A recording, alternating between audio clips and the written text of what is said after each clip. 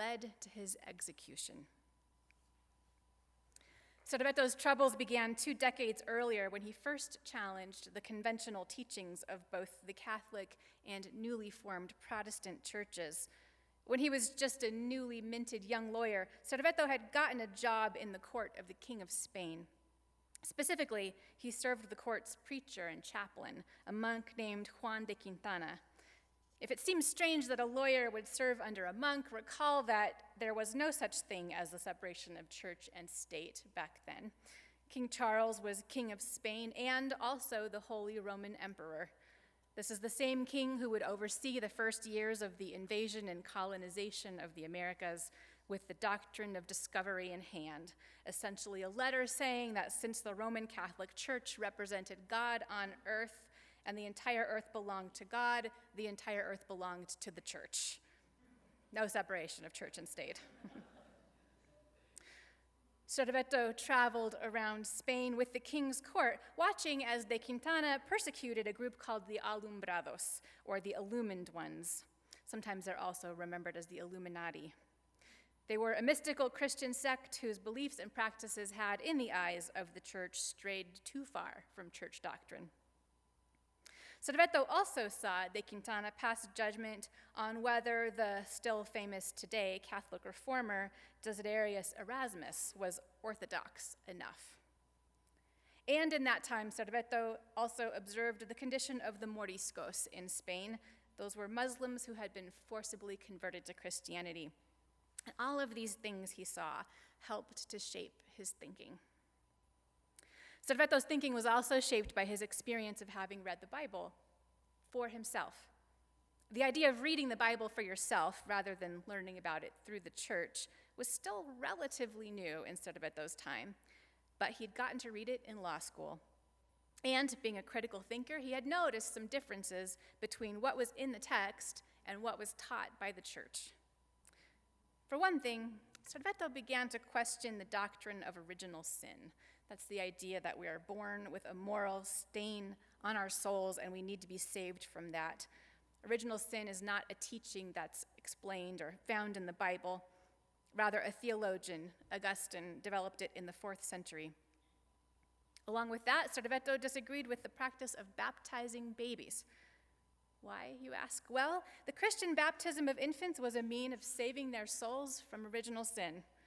The infants didn't know anything about it. They couldn't make a choice about their faith. So, as he did not believe in original sin, he didn't think infant baptism was necessary.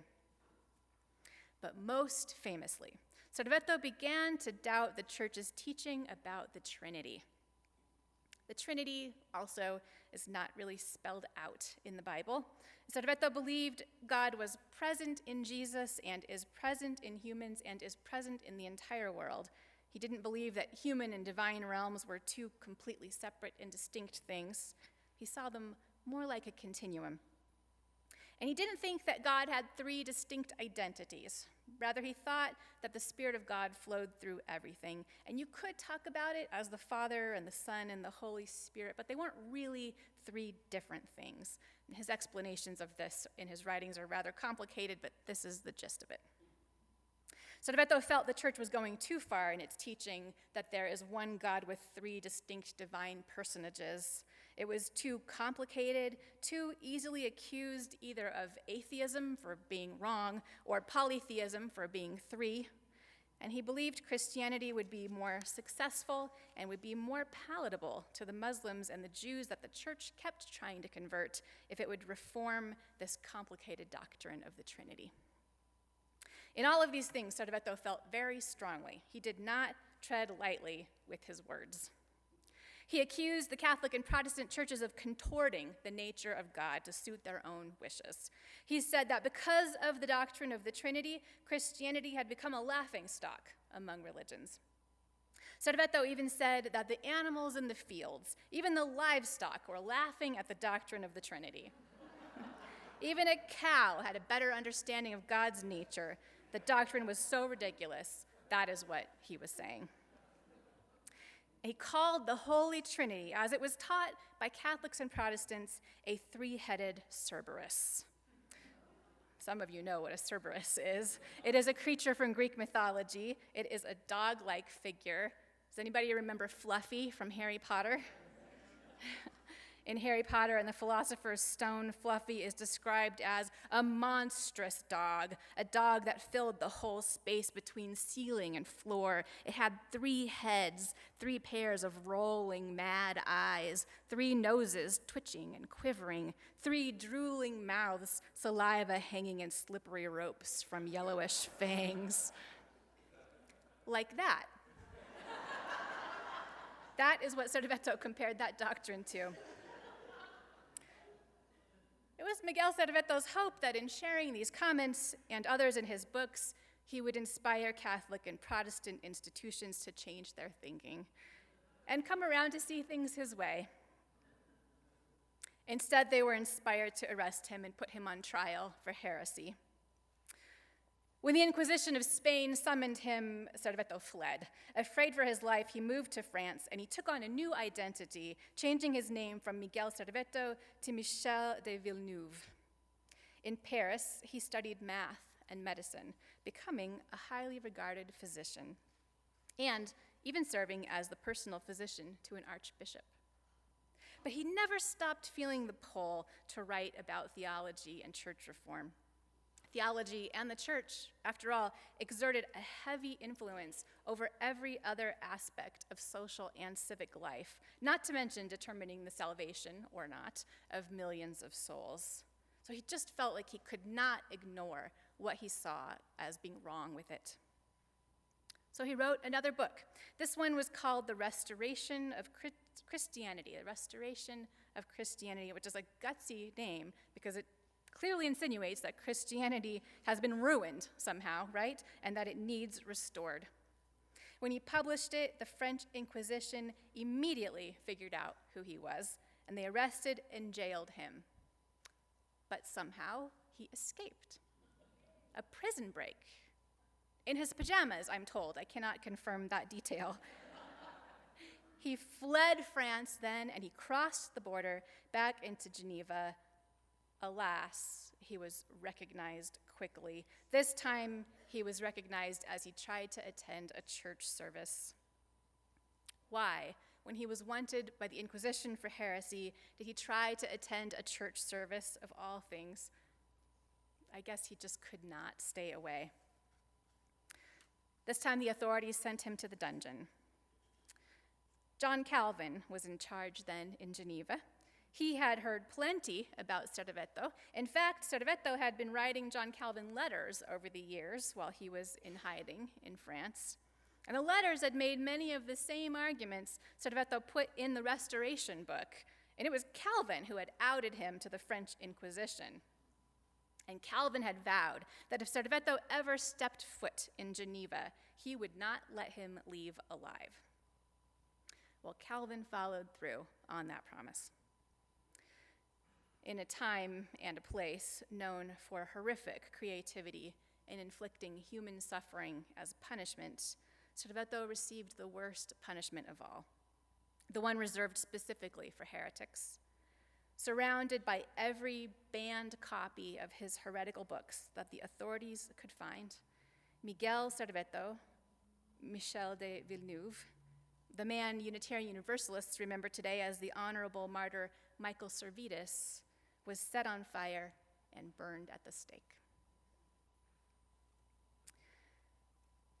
A heresy is a belief or opinion contrary to orthodox religious doctrine, especially Christian doctrine. It comes from the Greek word heresies, to choose. Heresies, heresy. To be a heretic is to choose a different course of thought or belief. Heresies have so shaped the religious landscape of our world, it's actually pretty hard to imagine what the world would look like without them. After Jesus was killed in the first century CE, in part for espousing what the authorities then deemed dangerous and heretical views, after that, there was initially a lot of diversity among his followers in the generations that followed. Each of his disciples had interpreted his teachings in their own way. In the 4th century, at the Council of Nicaea, powerful church leaders formulated the Nicene Creed to try to clarify what was true Christianity and what was heretical. The creed and the teachings that would grow to accompany it became orthodox. But all along the way, there have always been so many choice points, and some are remembered as heretical, and others are simply remembered for what they led to later. Before there was such a thing as Protestantism, Martin Luther, who's considered the father of Protestantism, was himself a Catholic who disagreed with church doctrine. He believed that the church had become corrupt. It gave out salvation for a fee, essentially. And he said, people don't need the church to be an intermediary between themselves and God. Salvation can just come through faith. That was heretical at first. Then, as that gained wider acceptance, those new Protestants worried that a further spirit of nonconformity would take hold, and it would cause them to lose their growing legitimacy. When Miguel Serveto, Michael Servetus, came along with his challenge to the Trinity, that was exactly the kind of thing they'd been afraid of. In fact, John Calvin himself had been questioned by the Inquisition earlier, and that's why he was so drastic in his response to Serveto. The judges who condemned Serveto called his heresy venomous. They wrote that he had, quote, tried to make a schism and trouble for the Church of God. In addition, they wrote that due to Serveto's heresy, quote, many souls may have been ruined and lost, a thing horrible, shocking, scandalous, and infectious. The belief that souls were endangered by one person's heresy, that is why heretics received the harshest punishment. But violence was not able to snuff out Serveto's ideas. Actually, his execution ignited a controversy about how heretics should be punished. One of the loudest voices against capital punishment for heretics was a guy named Sebastian Castellio, a professor in Basel, Switzerland. And he said in that time, to kill a man is not to protect a doctrine, but is to kill a man. When Genevans killed Servetus, they did not defend a doctrine, they but killed a man. He argued that ideas can only effectively be countered with other better ideas, not with violence. He quoted Martin Luther, who had said that heresy is a spiritual thing which can be cut with no iron, burned with no fire, drowned with no water, and that only truth could combat false teachings. Despite his bold style of debate, Miguel Serveto also encouraged religious tolerance, actually. In an addendum at the end of his second book, he wrote, I do not fully agree with these people, neither do I with those others, because they all seem to be partly right and partly wrong. May God show us our own mistakes and not be stubborn. It would be much easier to discern these questions if, in the church, everybody was allowed to speak their own minds, competing among themselves in the spirit of prophecy. Because of his pointed language, Serveto is often remembered as hard-headed and rigid in his views. But in reality, it may be that more than his challenge to the traditional Trinity, it was Serveto's comments about tolerance and the controversy his death caused that make him a celebrated figure and a notable ancestor in the history of liberal religion. Because they were so scandalized by his terrible death, influential people called for gentler treatment of heretics and for the open debate of differing religious ideas. Take a look at the Protestant landscape now with dozens and dozens of denominations, and it's plain to see that many choices have been made. Many choices that would have looked like heresies to those who opposed them have been embraced, and they have led to a broad flowering of religious expression. Lutheran, Methodist, Presbyterian, Mormon, Science of Mind, United Church of Christ, Church of God in Christ, Episcopal, African Methodist Episcopal, Foursquare, Southern Baptist, American Baptist, just to name a few, right? And Unitarian Universalism. You know, our religious history actually traces us straight back to John Calvin. Calvinism, led to Puritanism, and American Unitarianism was born right there inside the Puritan churches in the New England colonies. Later, Unitarianism was changed by a nature-focused transcendentalism, and that's why we have this sanctuary with tall windows and a wildlife habitat outside one side and the sky outside the other. We don't have high, elaborate ceilings with dark corners above us like some remote, unknowable God, right? We look to nature during these services, where the spirit that birthed this universe has left us so much evidence about what we can trust. Great cycles, interrelatedness, diversity. Unitarianism was changed by studies of other world's religions. That's why we have this mural. And eventually, it was also shaped by the atheist movement before merging with the Universalist denomination. And that's how it came to pass that our denomination includes both atheists and theists, and also everybody in between. Meanwhile, Universalism had broken out as a heresy in England, and when people who became Universalists there were persecuted as heretics, they crossed the ocean and grew a denomination on this continent. And then the Unitarians and the Universalists joined together, hence our long and elaborate name, right? We are so different now than our tradition's religious ancestors, and that tells you a lot about the role of heresy in our past. Today we embrace religious diversity in our churches. This church does not teach that there is a God who will be displeased or condemn souls for believing the wrong things. Orthodoxy is simply not a test of faith here. We see that diversity of thought, like diversity of physical forms, is the natural mode of existence. It is just inherent in being. It is especially inherent in being human. Diversity is part of the universe's design. It's what makes life resilient on this planet, and it makes our communities strong too. So we know there's no need to be afraid of it. To put it in theistic terms, God makes no mistakes. Right? So we're not worried about orthodoxy. Instead, we believe a better test of our beliefs, meaning a better way of distinguishing a good belief from a bad one, is the fruit it bears in our lives and in the world. Many of us have experienced a time in our personal lives when we found ourselves at kind of a theological fork in the road, a time when the religious beliefs we've been taught don't fit anymore.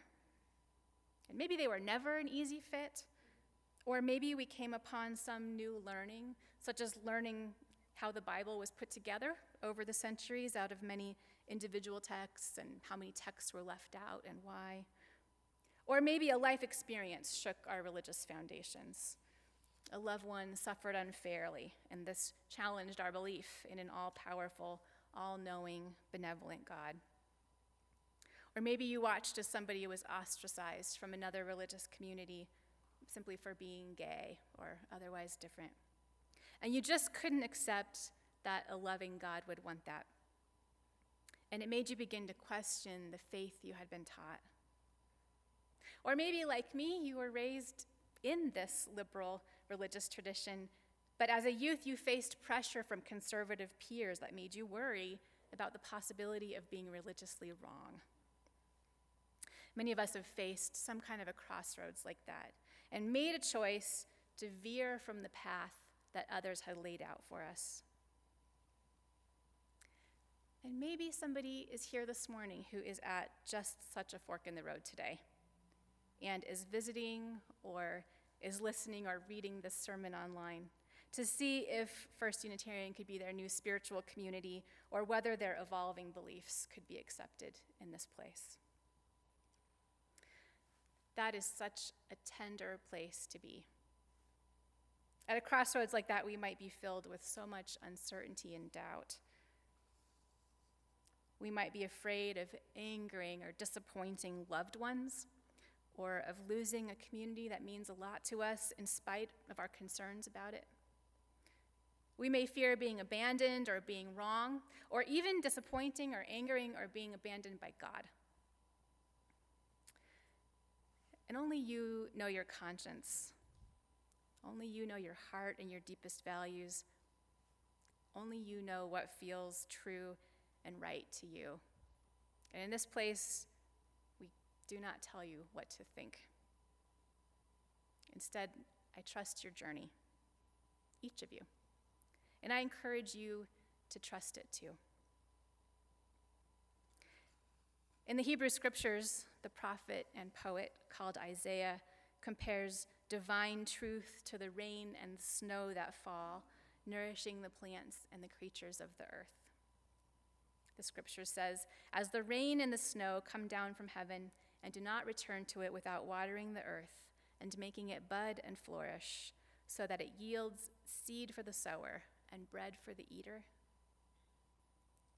That's how holy wisdom and sacred truth are. And as you listen to that with heart, mind, and spirit, may what is lovely and kind flourish. May your faith bear fruits of service, love, and peace. And may your spiritual journey be blessed.